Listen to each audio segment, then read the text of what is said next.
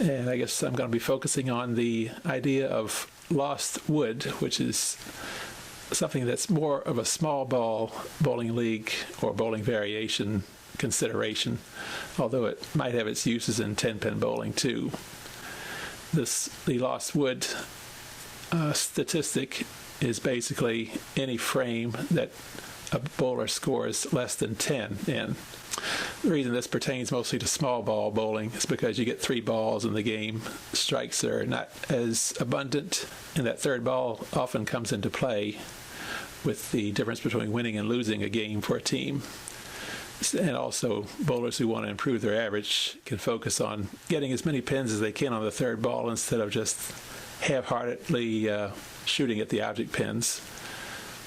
So the lost wood was something that I had been tracking since, I'd say, the early to mid-1980s, and it was probably an idea I borrowed from someone else. To me, having a no wood lost night is a supreme accomplishment for a bowler if you can achieve that.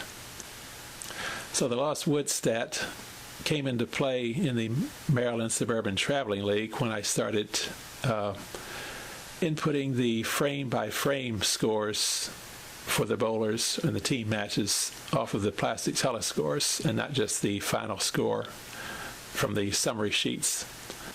The idea behind the frame-by-frame system of inputting mostly came because the men's Maryland Suburban Traveling League did keep track of spares and strikes, and each team captain did fill out a white sheet summary copy for the to turn into the secretary at the end of the night.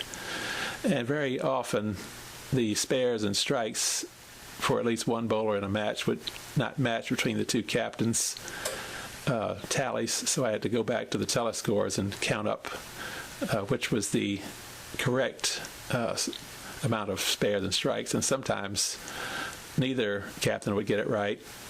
Sometimes both captains would get it wrong because one captain copied off of the other captain's sheet.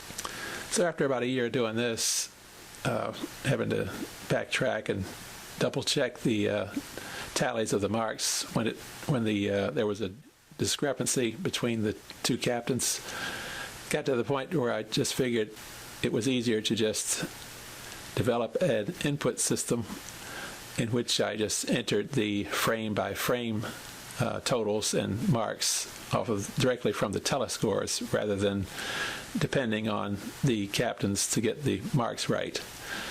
And since I was a pretty good typist, it didn't take a whole lot longer actually to just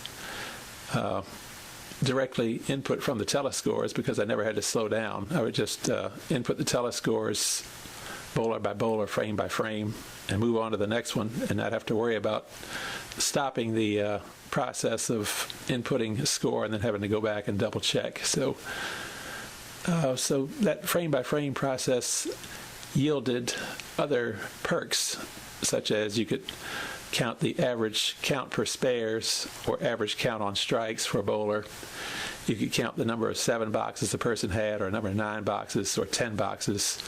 You could also count how many double headers or triple headers or 4-baggers a bowler had, because I was tracking all this stuff based on the input system. I had actually created variables that would hold or array variables that would hold all the 7s and 9s and 10s and whatever. So that was the point behind the frame-by-frame input. And a lot of bowlers seem to like the idea of looking at the end of the year at how many 7s or 3 boxes or 2 counts on spares or 4 counts on strikes or 20 boxes, strikes and spares or spares and strikes. It was kind of popular after a while and just became a habit to input the league in this way. So it was a little bit extra work, but it really didn't seem like that much, and the league benefited better from it, so it was worthwhile. And obviously the tallying of lost wood was also something that could be tracked by entering the frame-by-frame account for each bowler. And hopefully, if a person saw that he left like 25 pins of wood on the lane a night, he could work more on focusing on his third ball and maybe cut that 25 down to 20 or even 18 or 17, which would add maybe 2 or 3 pins per person's average per game just by focusing a little more. And also it helped the team competition too, where guys wouldn't just throw balls away, and when it came down to the end, they might lose a game or two by a pin.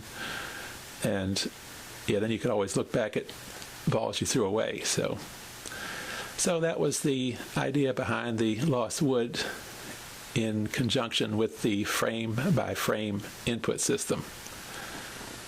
So I think we'll not beat a dead horse on this and just end the discussion on the frame-by-frame and the lost wood.